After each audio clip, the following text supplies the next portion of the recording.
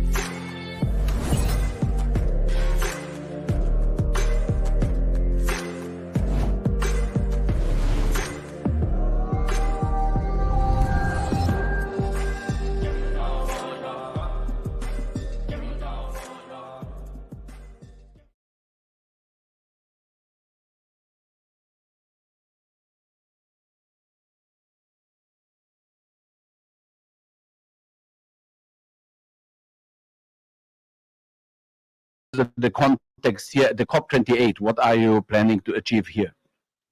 Thanks so much.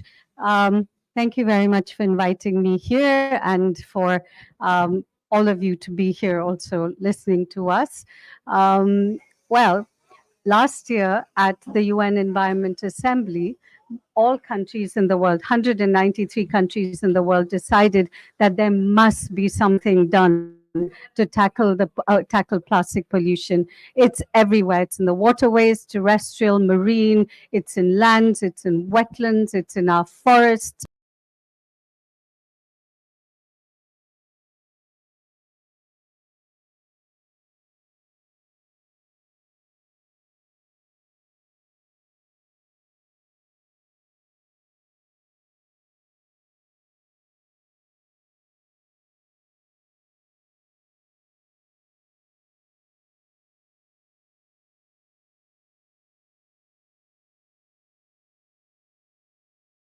Environment Program to set up a intergovernmental negotiating committee on plastic pollution to come up with the legally binding instrument. We are in the process, right smack dab in the middle. They gave us 2.5 years to do it. And 5 sessions of the committee. We've done 3 sessions already. We only have 2 left.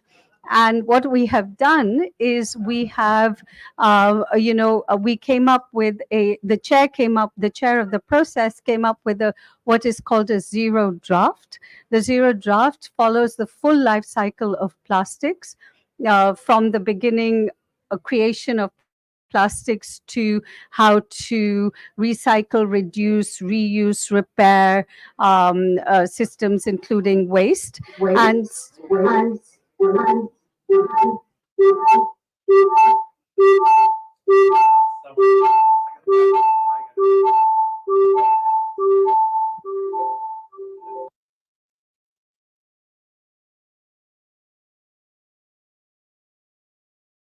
plastic producers who don't want to. so I think there's an echo. But anyway, so at the meeting that ended just a week and a half ago, the third meeting of the third session of the committee went through the zero draft, added text, verified the text, validated it, and now we are putting together a revised zero draft text that takes into account everything that happened during the third session, and this will be the basis of the text-based negotiations at the next meeting. So Ottawa must deliver for us to close at Busan, because we only have 2 more INCs left. Thank you. Thank you. But how will this treaty be different than we have the Paris Agreement? Nobody is implementing it, to put it in a not friendly way. But it's really disappointing very often. These UN processes are very often not leading to action and impact. So is this treaty aiming to be different? And also as a segue towards the data and digital innovation and all of society engagement topic. So I have to say that one of the things that I have been coming to climate meetings almost from COP1, and one of the things that I have seen change is the amount of engagement that is happening. And without this engagement, governments wouldn't be interested. You have so many heads of states that are coming. It's because their citizens are interested in this. They come here because their citizens expect them to come here and commit and make some difference. I cannot comment on whether it is a success or not, but I do believe that the amount of observer participation that has been exponentially increasing has something to do with the awareness we have built on climate change around the world. We have, almost every week, not good, but every week there are reports around the world about how climate is impacting the environment, how it's being detrimental. And so I think this never happened a few years ago. I think this is a pathway to getting to a better planet, because at least everyone is aware and is working to now, many more solutions than there were 20, 30 years ago. I started working on this I'm aging myself, in 1993. And there were no solutions then, and now there are. It's just a question of scaling these solutions up and, getting to another pathway. Yeah, thank you very much for this. And as you have mentioned, solutions, it's really this digital innovation pavilion is somehow designed as a bridge builder between the digital innovation solution providers and the global climate governance community and the global climate action communities. And this gives me the opportunity to give the word to Sergey. What are your thoughts about COP and how you can help the world to deliver on these targets in terms of climate and plastic waste reduction? Hello, thank you. My name is Sergey. I represent Binpong. It's like a startup, and we support what you're doing here, how you push the governments, push like organization and commercial organization to reduce plastic. Well, we working from our other side. Yeah, we motivate people. We engage them. We make like a commercially motivate. We make like some.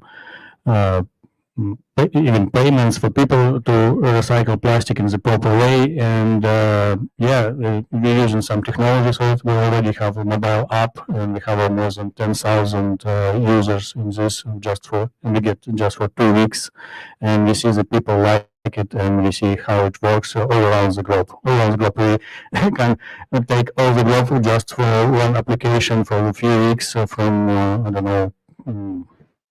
In Nigeria, to Osaka, from Moscow to China, from everywhere. Yeah, and we see how people recycle plastic, how people like this, and how they excited of this application. We receive like tons of emails as people want us to push it, and want us to make more like a motivate people to do it. And I think it's different ways, but the goal is the same. Yeah, to reduce plastic, to make a proper recycling, and I think we can set up good cooperation here together from different ways, but the same goal. Thank you.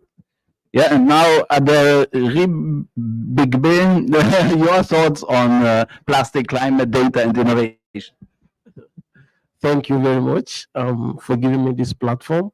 I think just like Jyoti said, it's issue of collaboration, and the level of engagement has increased immensely compared to what we used to have before. Just like it used to be business as usual before. I think the issue of plastic and climate change is gaining traction, and everyone is taking action at their own level. For us at Sustainable Environment Food and Agriculture Initiative, we believe that especially the issue of plastic is a people's problem. And if people are the problem, then people are the solution.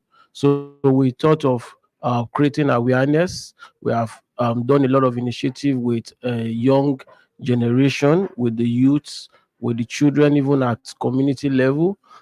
We have also engaged with businesses, because some of the big businesses that are into plastic, we have engaged some of them, especially in how can they transition to sustainable method of production. And even at national level, we have engaged government, our government, especially the government of Nigeria, in the treaty that spoke about. We have engaged some of them, especially on how can we engage our indigenous people, how can we look at the issue of just transition and issue about equity and the like. So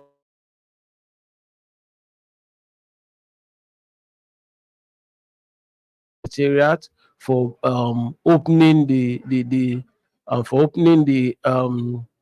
platform for a lot of stakeholders, businesses, NGOs, IGOs, a lot of people. It's a very robust engagement platform. Not only the UNEP process alone, but also the WHO process, the UN process, and all the major groups are, and all voices are being heard in the, even in the treaty process. So I think it's a good one for us. Everyone is taking action, and there are no little action. What I just believe is that wherever we are, whether from the digital innovation point of view, whether from the governance point of view, or even from the society point of view, every one of us, we need to take action, because it's our collective problem and we have to collectively solve it. Thank you.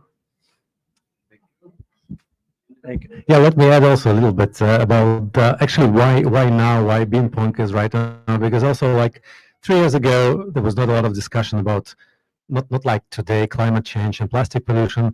3 years ago, also creating such a mobile app, such a powerful mobile app, it relatively easy, was nearly impossible. right now with modern technologies, we were able to create this like absolutely scalable solution. We can cover the whole world. We have no limitation in terms of geography, so we can work everywhere. So right now we can create it. That's why we use the momentum, and also the beauty of this that it is self-funded, because we as a byproduct, actually we're creating the customer base, the user base of people who really like who cares, yeah, who is motivated.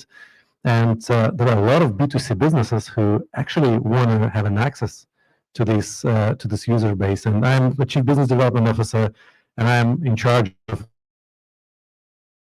this space, or NGOs who actually want to have an access to this user base, because this is how it works. Yeah? So as more offerings we'll have from the partner, as more more ready people will be to motivate into this game. And I'm privately absolutely a plastic lover. I'm traveling a lot in the region. I'm here in Dubai for a long time, and I'm enjoying like a solo travel on my Jeep, going to Saudi Arabia in the most remote places. And actually nothing motivates people to take this plastic garbage and put it somewhere. And we think that through our app, probably through the younger generation, through the kids, they will tell it, Father, please don't leave it here. Yeah?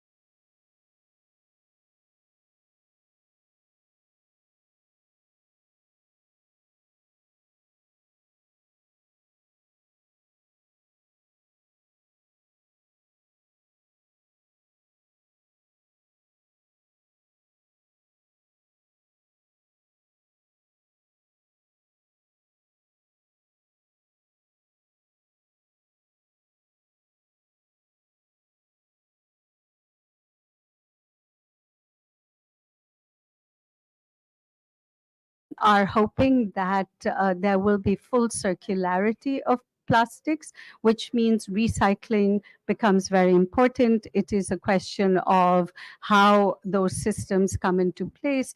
Collection centers become very important. How you collection centers and home collection becomes important. We also have to think about, reuse systems, repair systems. We've lost all repair systems in in the last few years. We've gone into a throw economy, so we have sort of lost that whole idea of repair. The EU has just passed a law which says that it will subsidize people that will repair their shirts and shoes and other parts, other things that you use daily. So all of these systems will ensure that circularity will come in and there will be reduced waste. So again, we are talking about the 65% that ends up in the environment. We don't want it ending up in the environment. Plastic has been good for us. It's needed in hygiene systems and like food systems and health systems and all, but it's about how do we make it better. COVID, for example, showed us that we have the worst system on collecting garbage. There were so many, plastic tests. If anyone was in Glasgow, and if you remember the tests that were given to us, Yeah. so, Mm. but it was needed. Yeah. It's true. Yeah. Now, and as you have really the strong effort on engagement, stakeholder engagement, youth engagement. We are also planning to have a session here on the 4th in the morning with young people to express their views. What are the potentials of such a treaty? Is the treaty as such really only an intergovernmental instrument, or do you have the possibility to have in the creation of the treaty, but also in as or the, perhaps industry associations or consumer associations or something? Can it be a new type of, because I don't like these treaties, the standard UN treaties, where it's negotiated by governments and then signed by governments, and nobody feels ownership or responsibility. So I really see in your treaty the opportunity to do something better, that is more inclusive and going beyond the intergovernmental level, but really engaging also this city important players, but in the UN processes, they have no formal role to play. So is innovation, is there space for innovation in your treaty? And this would be interesting, perhaps not interesting for me, for everybody, but I'm very interested in this systemic dimension. Thanks so much. And so I completely believe that without youth and provinces, regions, and cities involved, this treaty will not be implemented. It is through the power and energy of youth and the translation and collection systems of cities and provinces that the treaty can be implemented. So I think, again, it's a member state decision, and the discussions are ongoing, and the member states are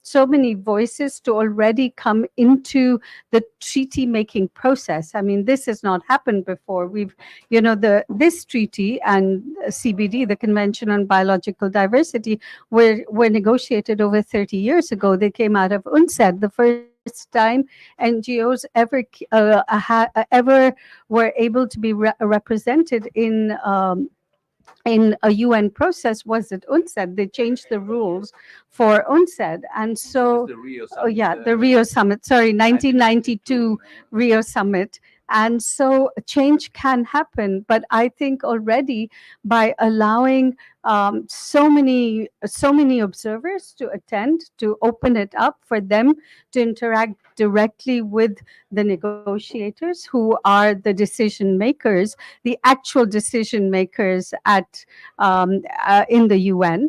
And so I think the space is opening up, and they are listening to, a lot of groups like, like the Alliance for Waste Pickers, indigenous people, lots and lots, agricultural groups. I mean, they are absolutely science. So we are opening up the space, and I think innovation happens through allowing people to come and interact with the decision makers. So I am very hopeful. I'm very, very hopeful that we can have innovation in the treaty. And maybe you can advise us how to coordinate with your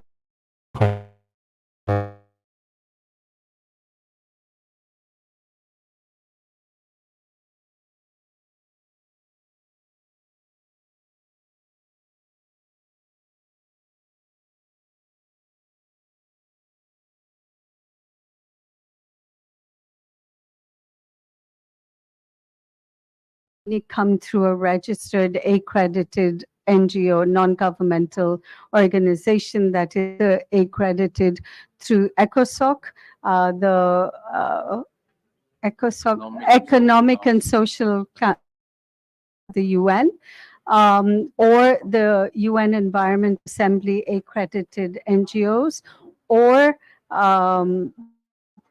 any of the multilateral environment agreement NGOs that are hosted by by the United Nations Environment Program. And I have my stakeholder liaison, observer liaison officer here, Juan. And so please do get in touch with him fairly quickly for INC4. We, of course, don't do anything like a solutions fair or anything because we don't have in the sector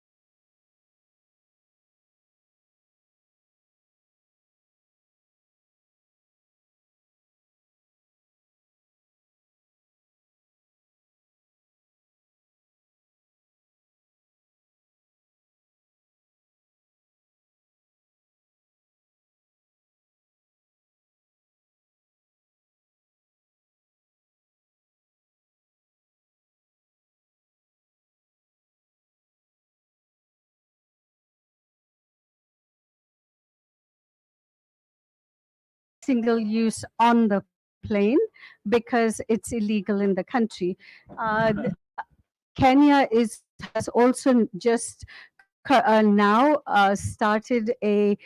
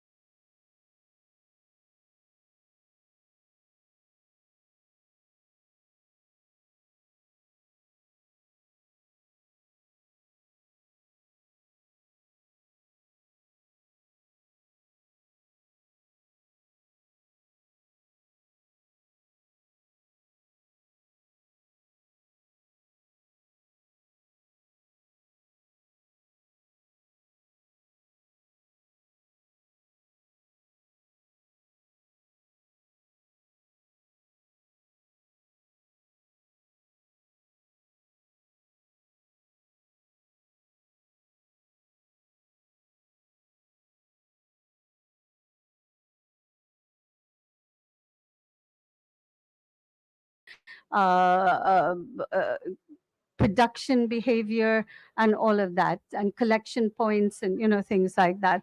But now I see that Juan is trying to get me out, so I will say bye. Thank you very much.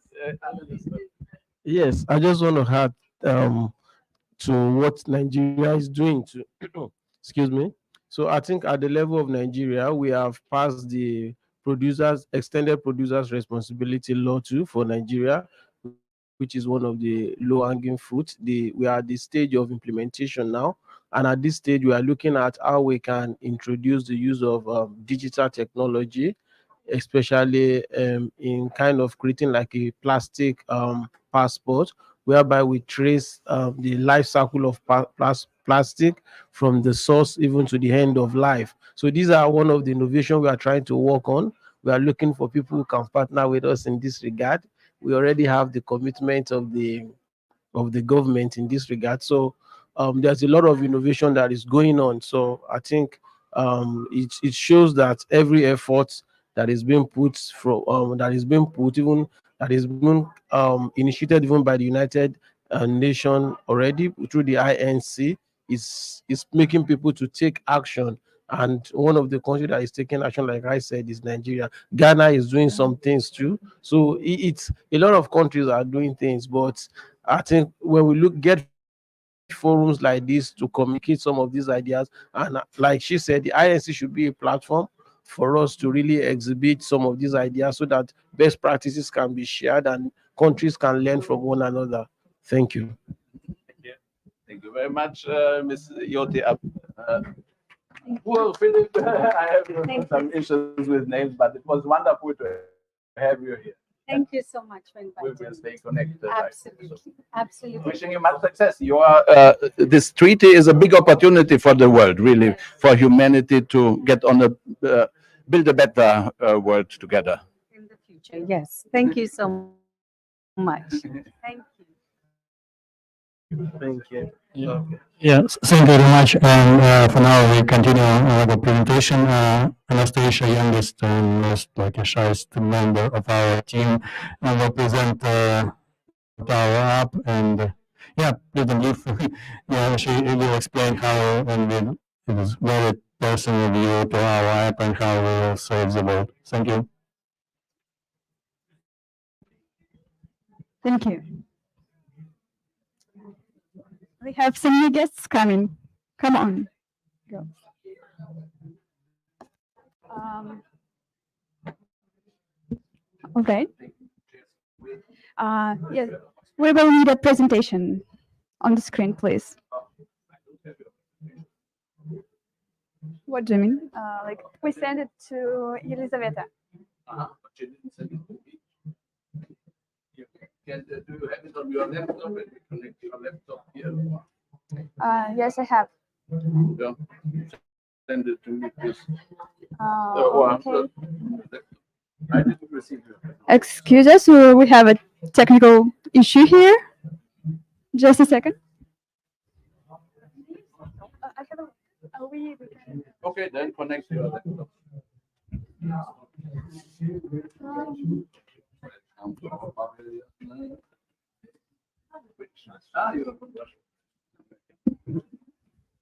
I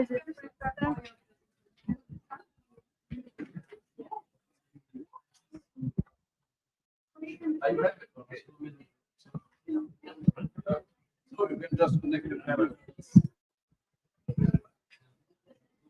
Hey guys.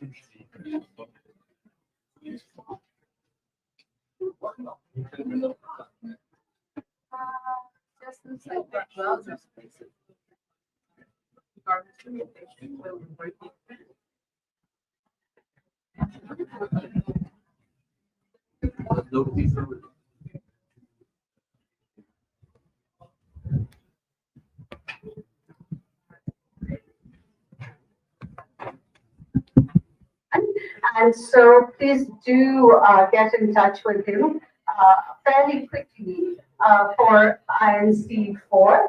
We, of course, don't do anything like a solutions fair or anything because we don't have in the sector.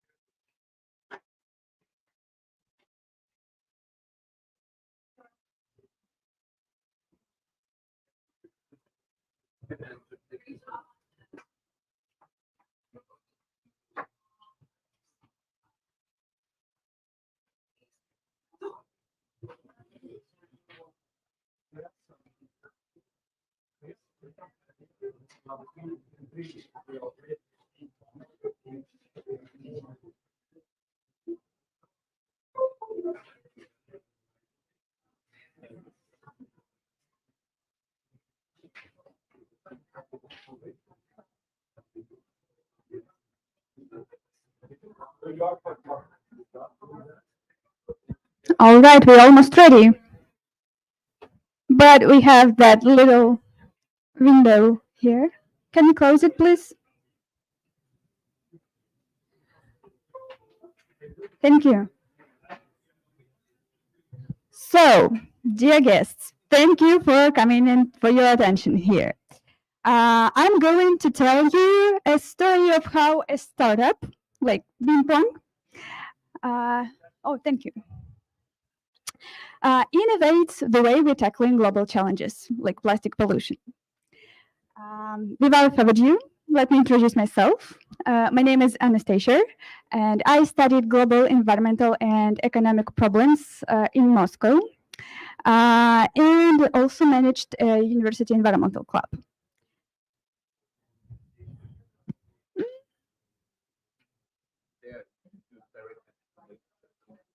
Okay, thank you.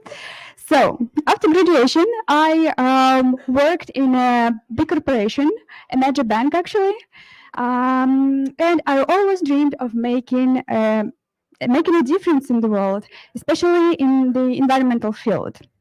At my job, I did work related to the environment, but I just didn't feel like I make any impact, you know. And the problem was that making environmental impact is actually never a priority for a big company. And also there's always some red tape involved, and all decisions are made with a big caution, and it leaves basically no space for innovation for corporates. So as an employee, I slowly became a little bit depressed and burned out. But it was before I discovered startups.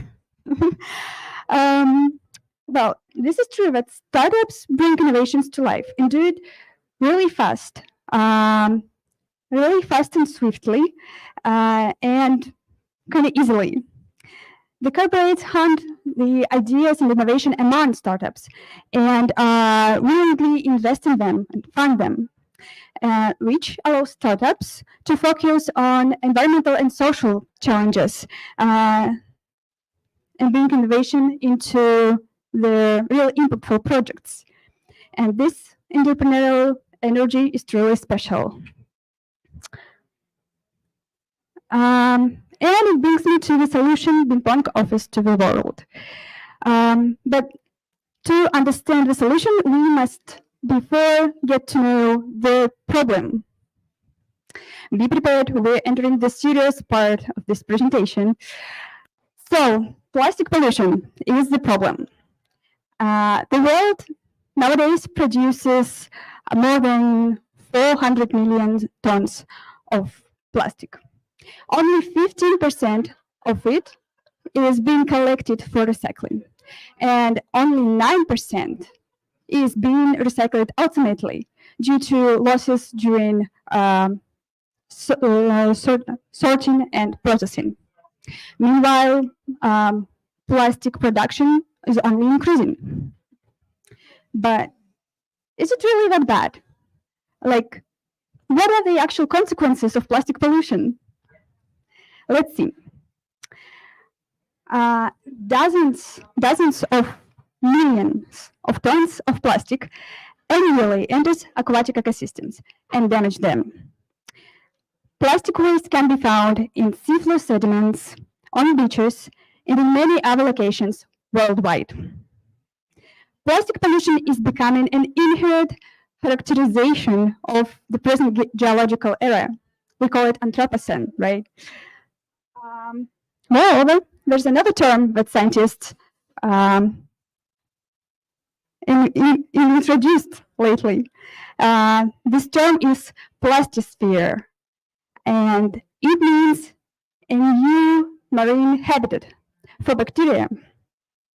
Since there is evidence that pathogenic bacteria actually use plastic particles in water as a substrate and float on it, like on a boat, to the shores, to the beaches and coastal areas where they present risks, not only to environment, but also to human health. There is risks for us. Yeah. Then let's take climate change, for example. Plastic generate greenhouse gas emissions. That's a fact, on the different stages of its life cycle. By 2040, those emissions associated with plastics are expected to account for 19% of global total emissions that are allowable, that will be allowable, if humanity is to limit global warming by 1.5 degrees. That's more. There is evidence that plastics can interfere carbon cycling. Is something wrong? Sorry. So plastics can interfere the carbon cycling because it can impact photosynthesis processes in different ecosystems, marine, freshwater, and terrestrial. Not to mention plastic ingestion by whales, seals, turtles, birds, and fish, which potentially leads to their starvation and deep wounds. So I guess the answer is clear. Yes, plastic is really that bad, and we need to fight it. And how the humanity is going to solve this problem? We have best management hierarchy here, and the best way to do it is just to refuse plastics, like shut down all the factories that produce plastics. But as we were told earlier here today, it's not realistic. I mean, it's not the way we're going to do with plastics. So recycling here is the least desirable of the best practices, but it still is to play a pivotal role in fighting plastic pollution. But recycling itself is also a compound subject. It has at least 4 parts, 4 stages of the circular flow of the materials. And Binpong solution focusing on the collection part, because somebody needs to collect all that confetti of plastics that are turning into waste. And this is as important as sales and distribution in a linear economy model. And the collection of plastic is also a complex subject. But mainly there are 2 main constraints. One is recycling infrastructure, and the second is human behavior. And Binpong's solution is about the latter, about human behavior. And we found that some countries has recycling infrastructure in place, but they lack human action. The USA is a perfect example of that. Those numbers are for the USA. They have they have the capacity to recycle 42% of the 3 most usable plastics. But the actual recycling rate of those are only 21%. And we have a gap of 21%, which we are aiming to fill by changing people's behavior. And how can we do it? How can we nudge people towards plastic recycling? We have some mechanics built in our app. First, we facilitate the process of recycling by offering people the recycling app right on the main screen. It makes the process easier because people they see where they can do this. But if the user can see the nearest recycling point, or he or she falls into a second nudge, which are benefits, market stimulus. The app generously rewards users for adding recycling points on the recycling map. And that allows us to swiftly fill in the map in the app. But the key stimulus is actually rewards for bringing bottles or other recyclable items into these recycling points shown on the map. And this is where the core magic happens. The users get their rewards in the form of in-app tokens, and they can redeem them into the marketplace, building into the app. They can exchange those tokens to discounts and benefits from our commercial partners. So basically, Binpong users turn their recycling effort into real money. It's like the recycling effort is now has a price, and that price is paid by businesses, by companies who are the main driver of plastic production because it's their demand for plastic packaging. So it seems like it's the polluter pays principle here, right?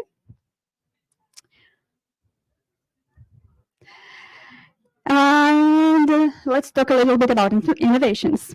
How do we make sure that users actually recycle their plastics? We have to check two things. The first is the user's geoposition. It should be near the verified recycle site on the map.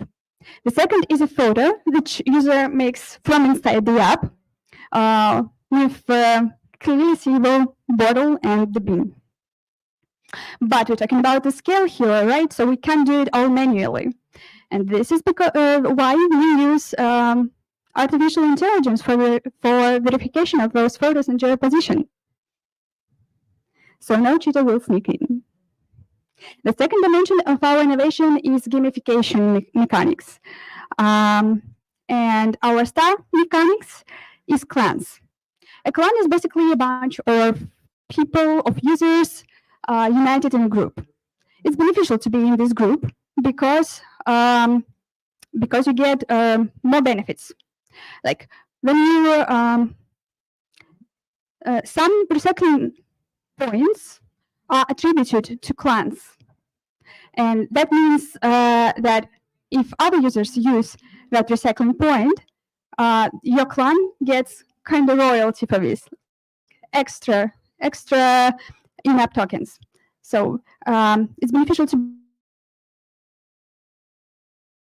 engage more users into recycling. And actually, after this presentation ends, we can show you a kind of a demo of this app because we have recycling bins there and we have our phones. We can show you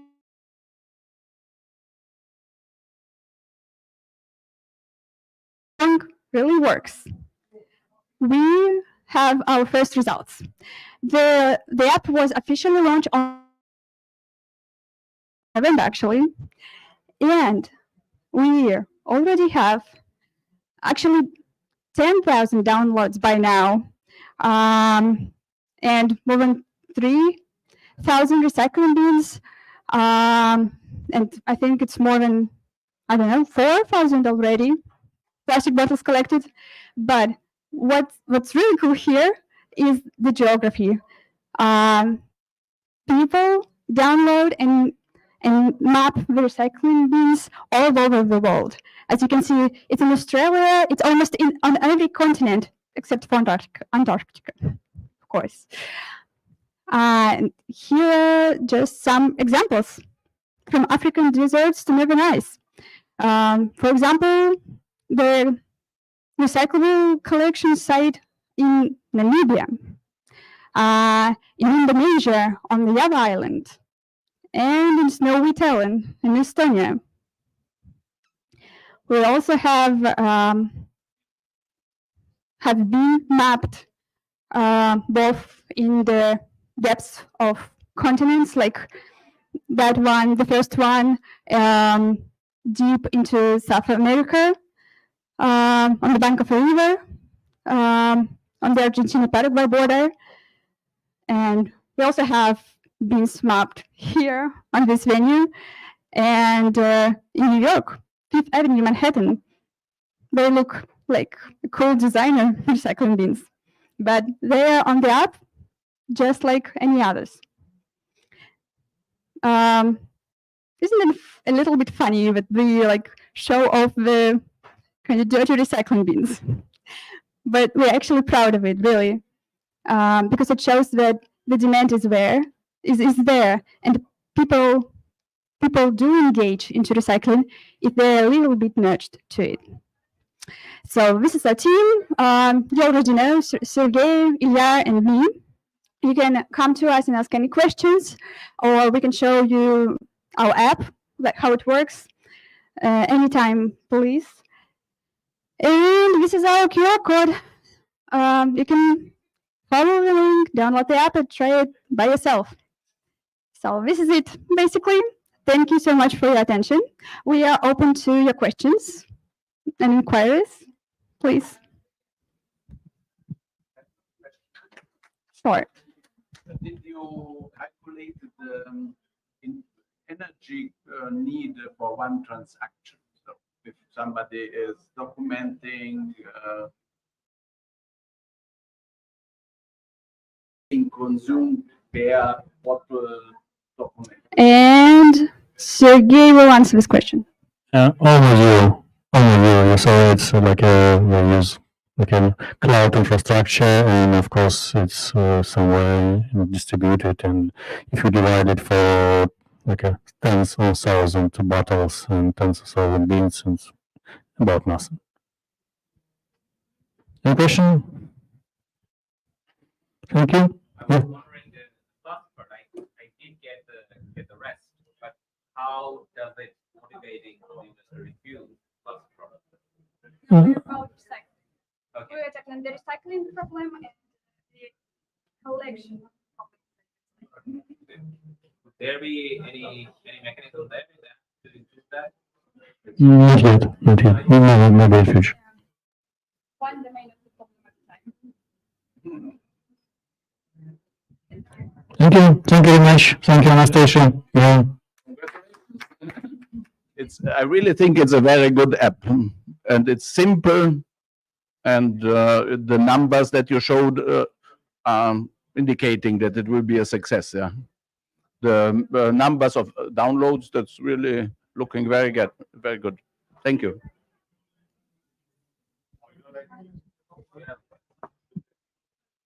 Super. Thank you.